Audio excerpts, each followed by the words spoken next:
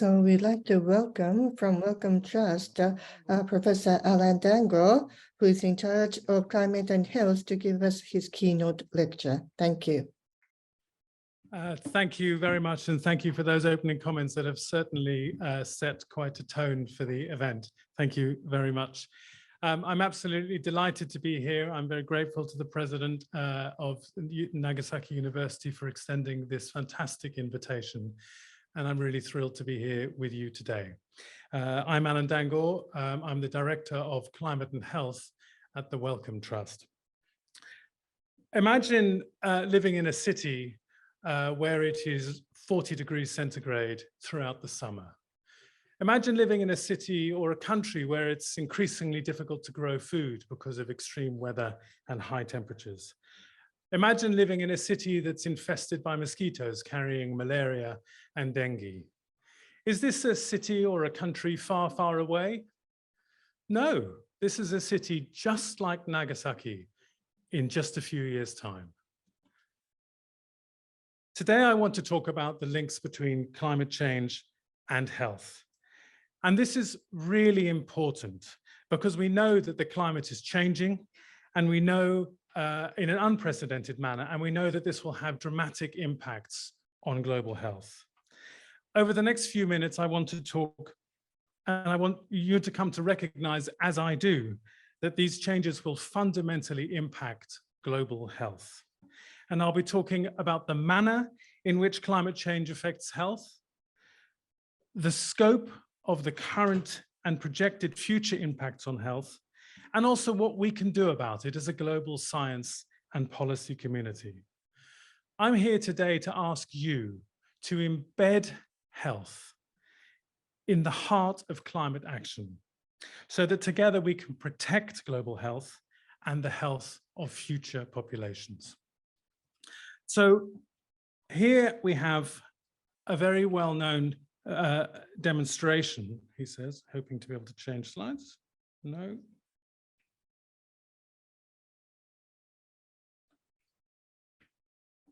Done it. Thank you. These are the bar charts which show change in global temperature from 1850 up until 2022. And this is compared with the average temperatures between 1970 and 2000. And what you can see, of course, as you all know, is that there has, in the last 20 years, been a dramatic increase in global mean temperatures. So those are the mean temperatures. And if you look on the y-axis there, you can see it goes up to about 0.6 degrees centigrade. And we know that on average now, it's estimated that the global temperature is 1.1 or 1.2 degrees higher than the 1990 level.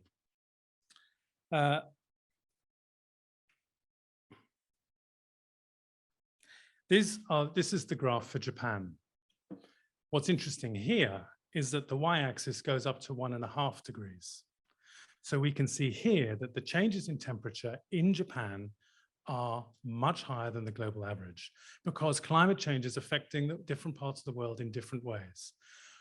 1.5 degrees hotter is a real challenge for humanity, and it is a real challenge for the planet.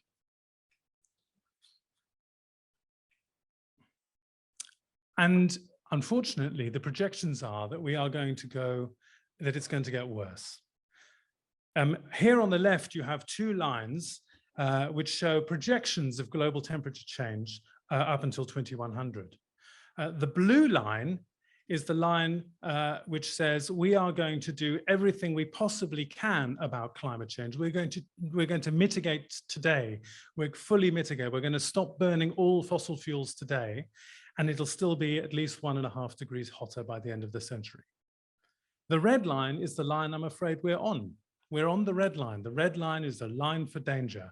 The red line is a line which says we don't really care. We're not really going to do anything about it. We don't think this is an issue for politicians today. We're too busy doing other things, and we'll end up at 3 to 4 degrees hotter by the end of the century. And of course, as I've just mentioned, that change in temperature is going to be unequally distributed around the planet.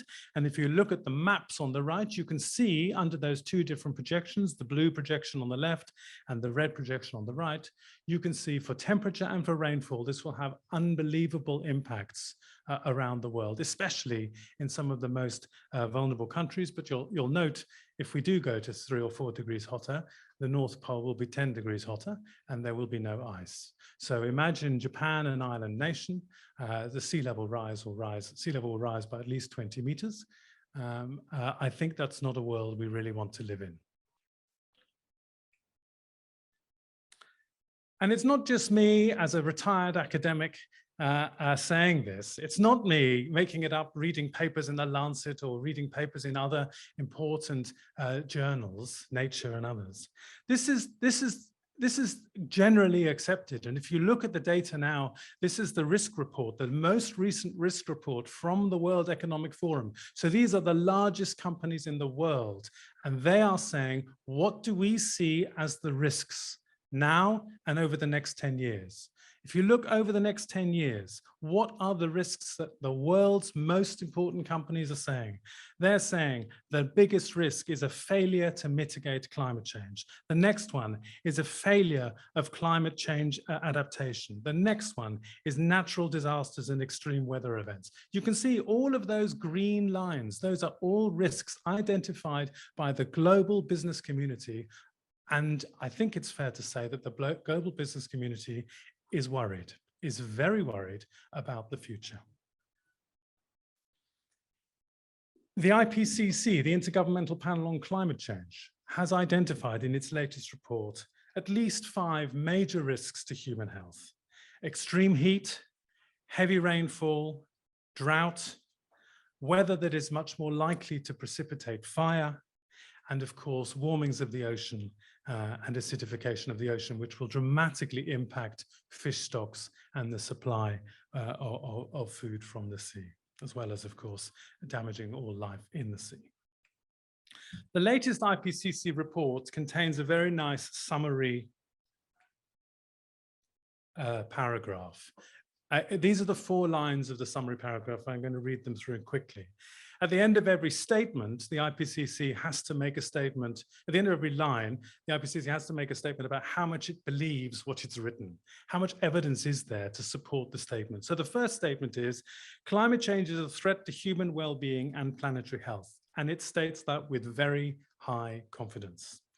There is a rapidly closing window of opportunity to secure a livable and sustainable future for all. Very high confidence.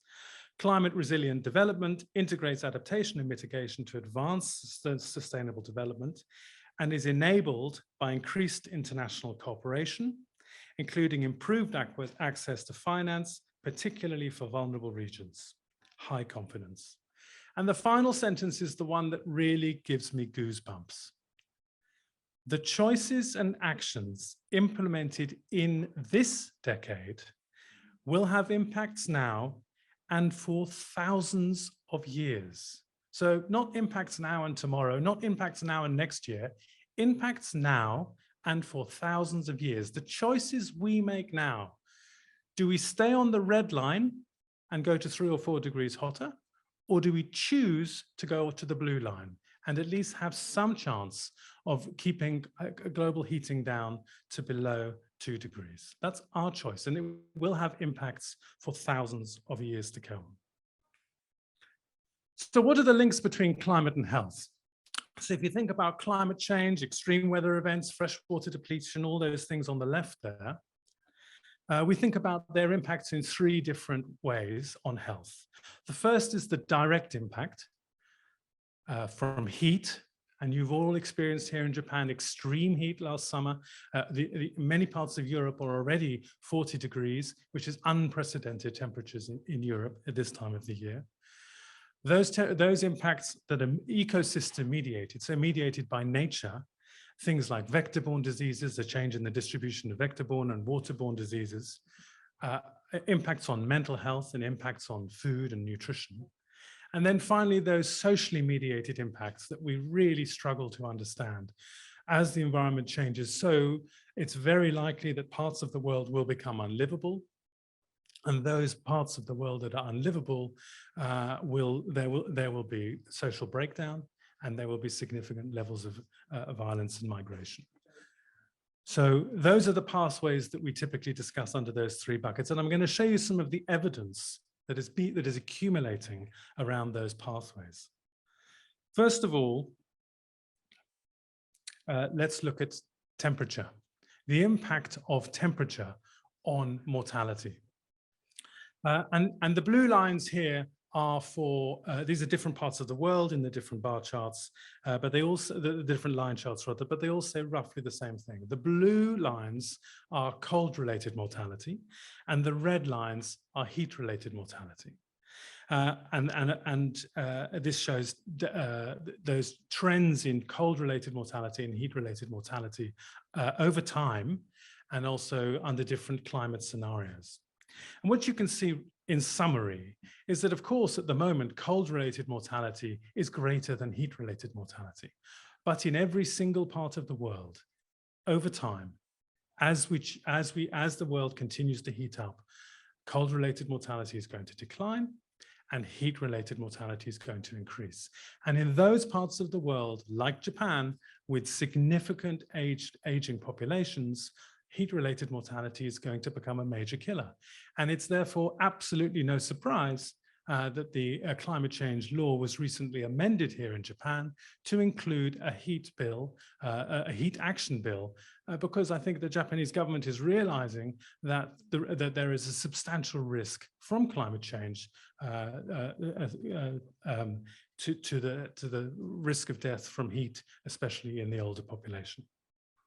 And that evidence is now growing around the world. And this is a fantastic paper that a colleague here, Masahiro, is also part of, looking at this excess mortality from heat caused by climate change.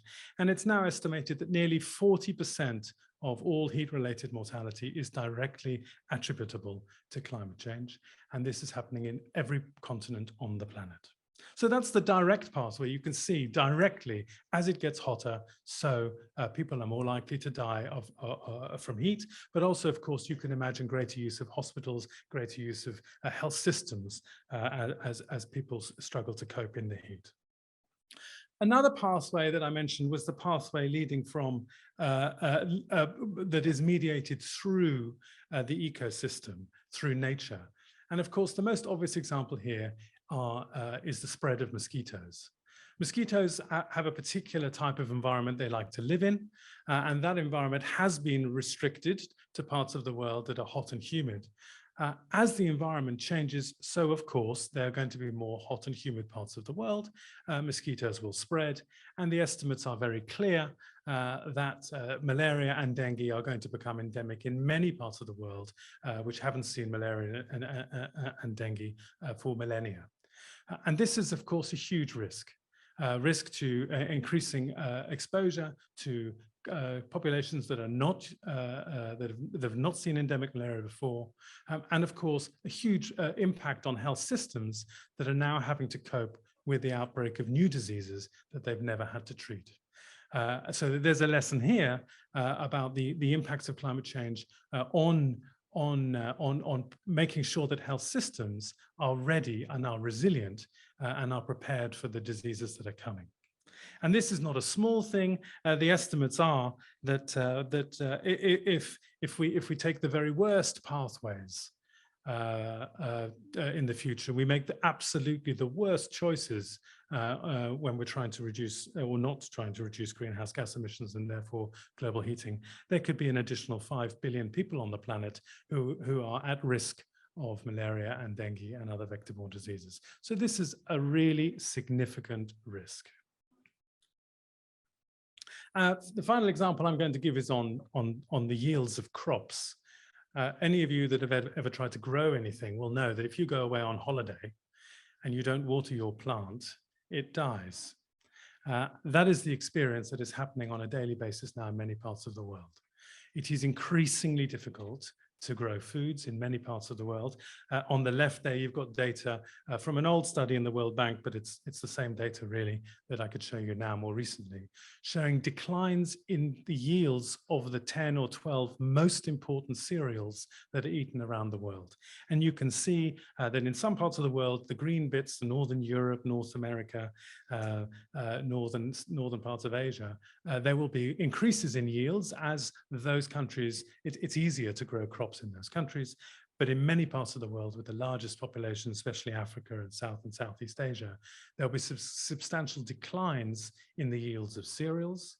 If there's a decline in the yield of cereal, the price of cereals goes up. If the price of cereal goes up, poor people can't afford to buy food.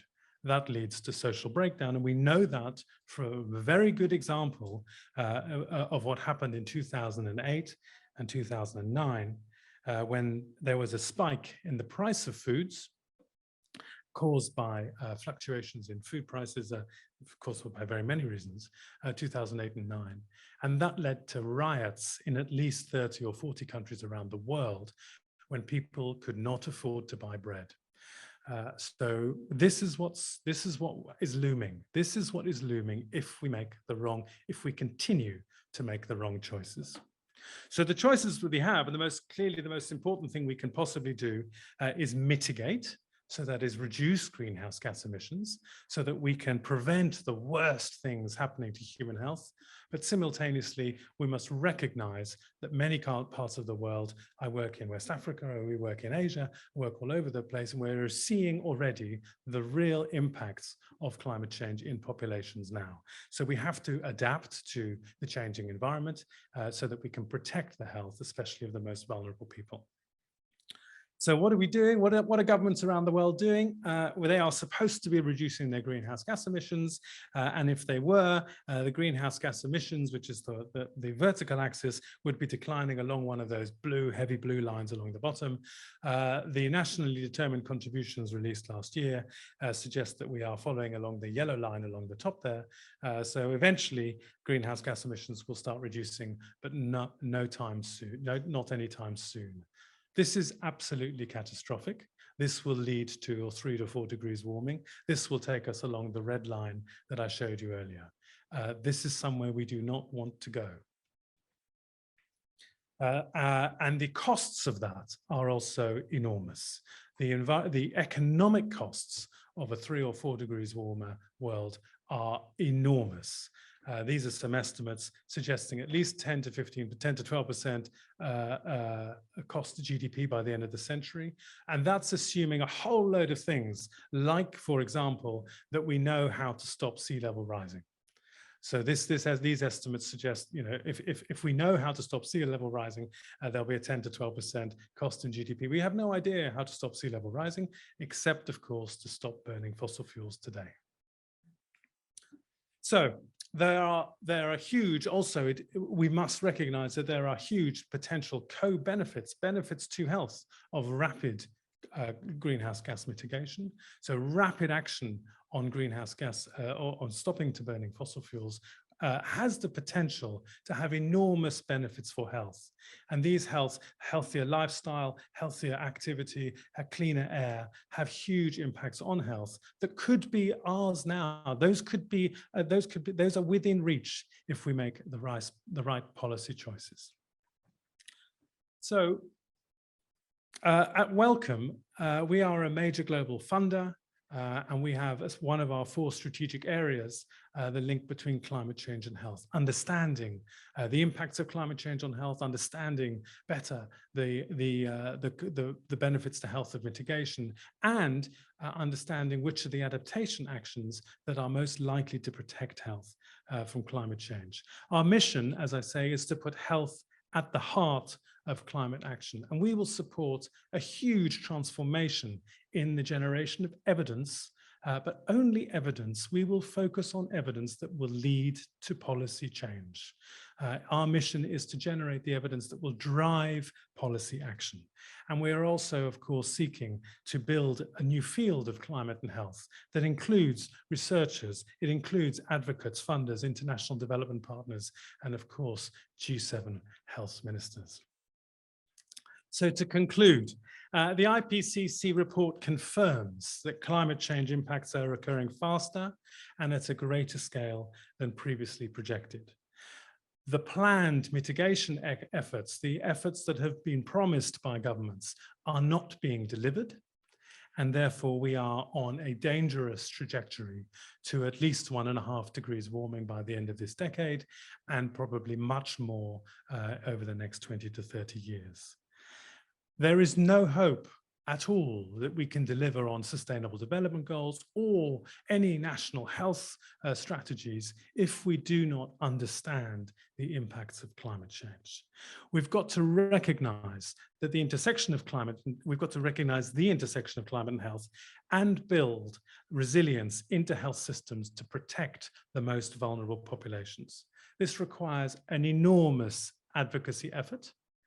It requires everyone in this room to be talking about climate change and health at all times. And it requires some real thought on how we can ensure that policy action is taken. And it's also clear that this is not just about climate and health. This is about climate and agriculture. This is about climate and food systems. This is about climate and water and sanitation. This is about climate and infrastructure. Climate change will change everything. And we're not doing anywhere near enough to protect ourselves from what's coming. Thank you very much for your time.